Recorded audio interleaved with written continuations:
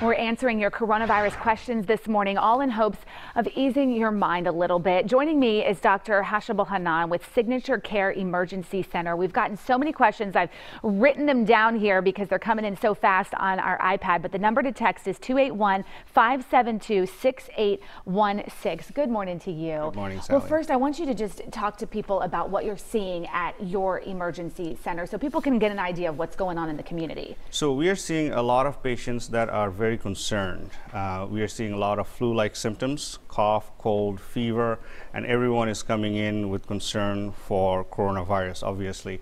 Unfortunately, we are very much limited in our capacity at this time, capability at this time. We cannot test for coronavirus at our location, and the tests that we do have are very limited, and it takes 4 to 5 days.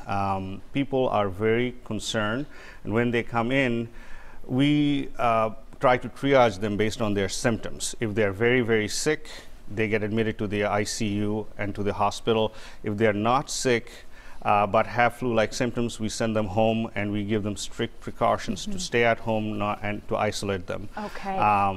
That's what we have been doing so far. And that brings us to our first question here. Is there any medication currently that is working over the counter to treat coronavirus? At this time, there are no over-the-counter medication to treat coronavirus. People can use medication to give them symptomatic relief. For fever, we are recommending Tylenol or acetaminophen type of medication. Stay away from ibuprofen. There has been a recent recommendation that you should not use ibuprofen type of medication.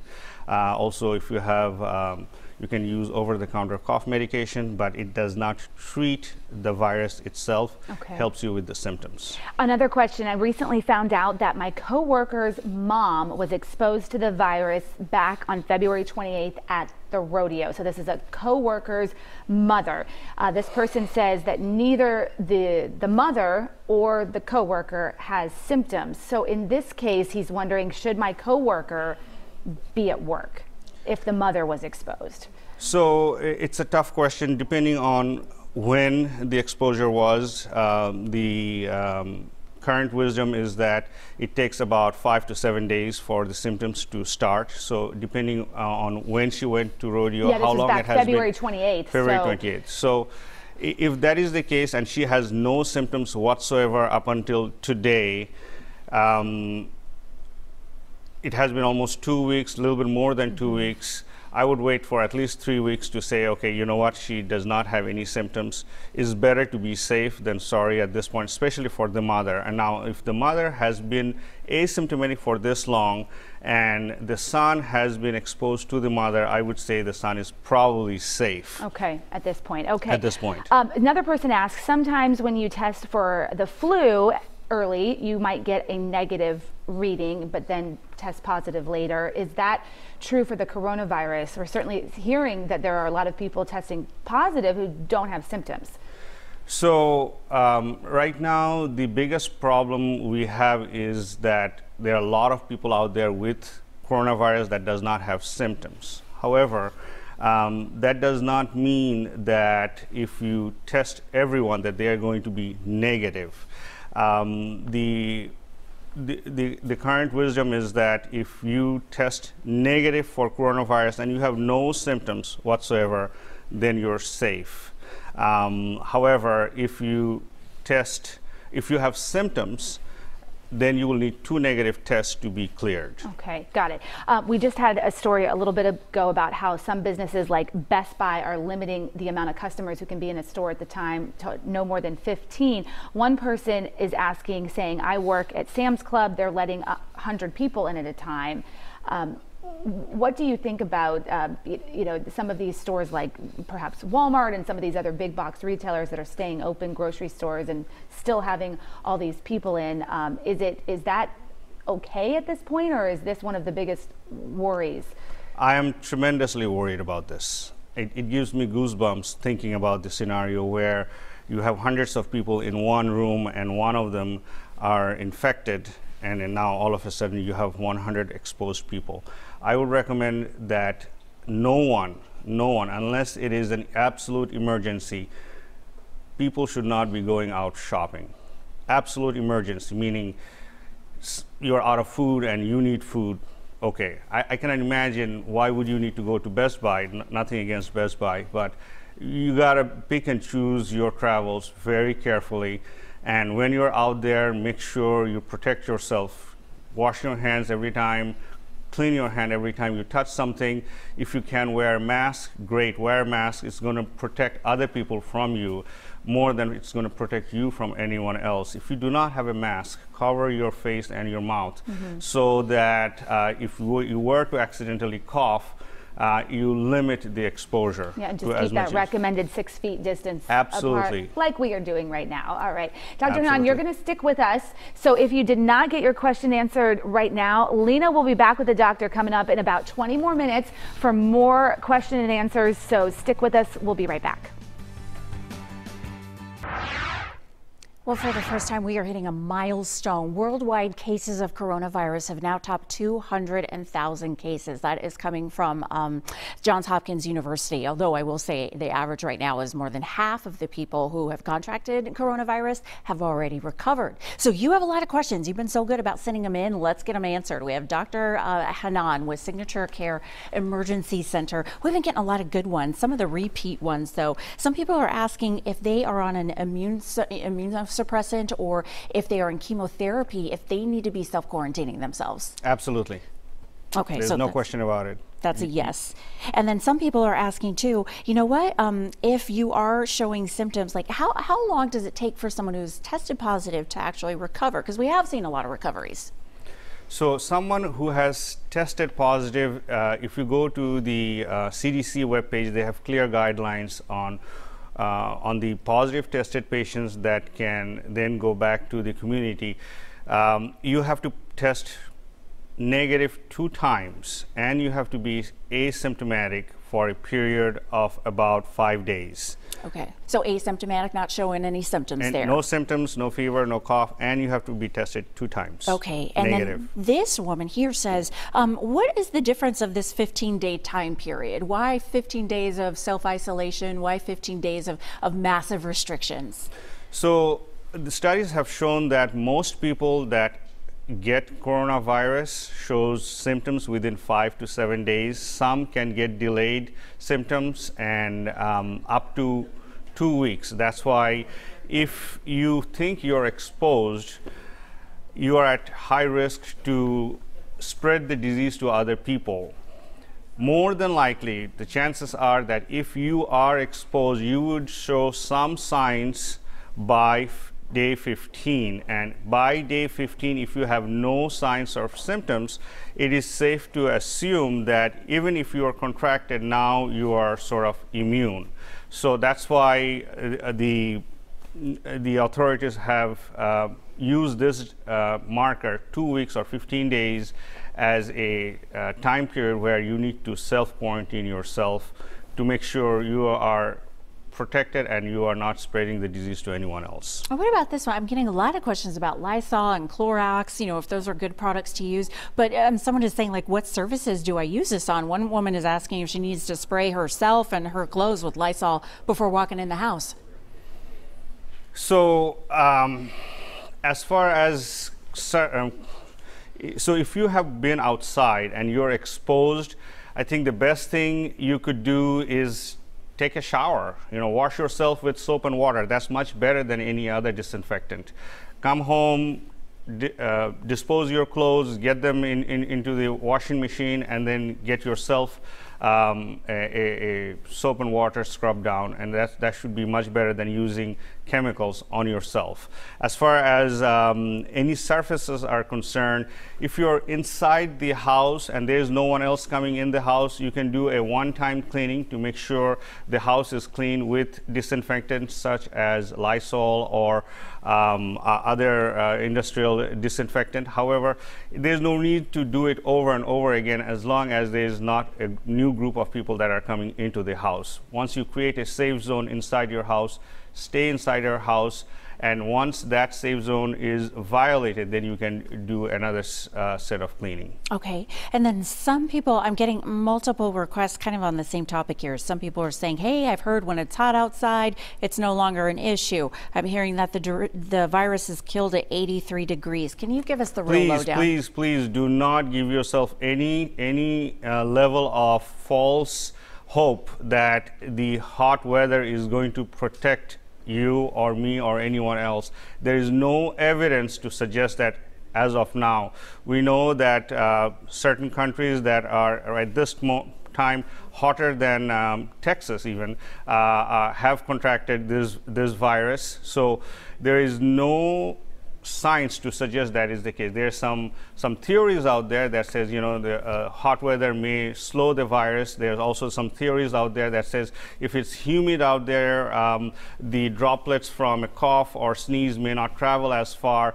Again, there's all theoretical, and for our purposes, it has no value whatsoever. We need to assume that it is just as bad in hot weather as it is in cold weather. And just really quickly, we only have about 30 seconds left. I want to get this in for our older viewers here. This woman says that they're in their 70s and they really just want to go outside for a walk in a wooded park. Is that okay? That is okay. If you're by yourself and you are going out for a walk, there's nothing wrong with that. You have to be careful not to come in contact with other people that are also walking along, and it's better to protect yourself. Wear a mask if you're going out there so that accidentally, if you were to cough, you don't spread the disease to as many people. Dr. Hannan, thank you so much. We got a lot of good information out there debunking some of the fake news that we're starting to see fly around. Appreciate you. Maybe you have some questions, send them our way, 281-572-6816. Just want to give you a heads up though, it's not a phone, so don't call. But if you want to text us, we're happy to hear. And we are answering your very coronavirus questions this morning, all in hopes of easing your minds, and I hope it helps some. Joining me this morning is Dr. Hashibul Hannan from Signature Care Emergency Center. A reminder, you can text us your questions at 281-572-6816. I want to let you know it's not a phone line. There's no way to pick up that number, so you got to text us. Welcome, and thank you for being here. This is a big question. Everyone's trying to figure out how to boost their immune system. So vitamin C is a big question. And then it goes by ages. People are saying, is it safe for my kids? An 81-year-old is asking us, is it safe for me because I have immune problems? What do you think about vitamin C? So I want to answer all the supplement questions in one. Okay. So there are questions about elderberries, there are questions about vitamin D, zinc, vitamin C. Do I recommend taking them?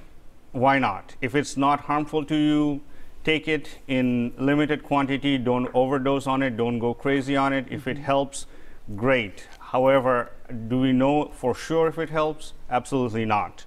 So yes, take supplements, take vitamins in moderation. Don't overdo it, but don't expect it to be preventing you from getting coronavirus. Don't make that mistake. And then they're saying it may not prevent it, but will it boost my immune system enough to help me fight it better so that I don't become a severe case? Is there any way to answer that? Absolutely not. No way to answer it. There is no way one can know if that is really going to help or not. Again, if it's not going to harm you, use it, but do not expect it to protect you from coronavirus. Okay. All right. We have a lot of questions from hairstylists who are saying, should I close my salon? On the other hand, we have a lot of patrons saying, I really need to get my hair done. Dare I go to the salon? What would you say as a doctor to suggestions about that? Please only limit yourself to activities that are absolutely essential to your survival. Okay. That's the only thing I can say about that. Okay, this has got to affect so very many people. We've got a lot of people who have immune issues. They're staying at home, but all their loved ones are having to work. So their loved ones are coming into their home after they've been around people the entire day. How do you protect yourself from your own loved ones in your own house where you're touching every surface in the home? I will tell you what I have done for my own parents. I stopped them from coming to my home. I told them my father and my mom, they should stay in their own home. I don't go and visit them because I'm worried that I may get the disease because I work in the emergency room, And when I go home, I don't want to worry about my mom and my dad getting this because they're elderly, they have a lot of comorbidities, they have a lot of medical problems. But what if they live in your house? What if it's a child or your parent who lives in your home? How do you protect them in your own house? So if you can prevent staying in the same house with someone who is going out in the community, that's the best way to do it. If they have immune issues. If they have immune issues, exactly. You need to quarantine yourself even from your own family members if you can. If you do not have the ability to do so, then figure out, maybe divide your house up into 2 different compartments. Stay in one room, close yourself down, stay there, or have your child, whoever is going out, so that they stay in a different part of the house, keeping in mind that the air ducts may circulate the air from one room to another. So you have to be mindful about that and shut off the air ducts if necessary. There has been a lot of jokes that we're going to have a lot of babies in about 9 months because people are bored at home. However, this is a serious question because I'm getting it from a lot of people. They're asking, is it okay to kiss my spouse? Should I feel comfortable holding hands with my spouse?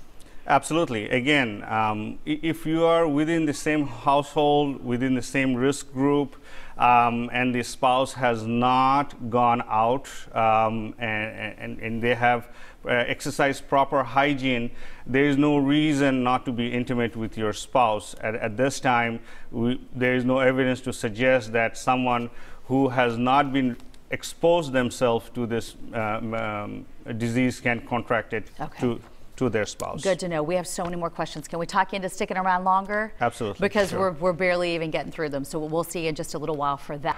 We are answering your coronavirus questions this morning, all in hopes of easing your minds, at least some. Joining me this morning is Dr. Hashibul Hannan from Signature Care Emergency Center. You can text us your questions right now at 281-572-6816, and they are coming in so quickly. All right, let's get started. Can COVID spread by just talking to somebody who has it, or does it have to be through them coughing and sneezing in your direction? Right now, we have to assume that it can spread just from talking or breathing. There is no reason to assume that if a person is infected with COVID and they are breathing out throughout their lungs, which is the same as when you're speaking, there is no reason for the virus not to come out. So you assume that yes, it can spread through talking and just breathing. Okay, where do I get tested? Testing is very, very limited at this time. The state and the city, they are trying to set up several testing centers. As of now, they have not opened those testing centers yet.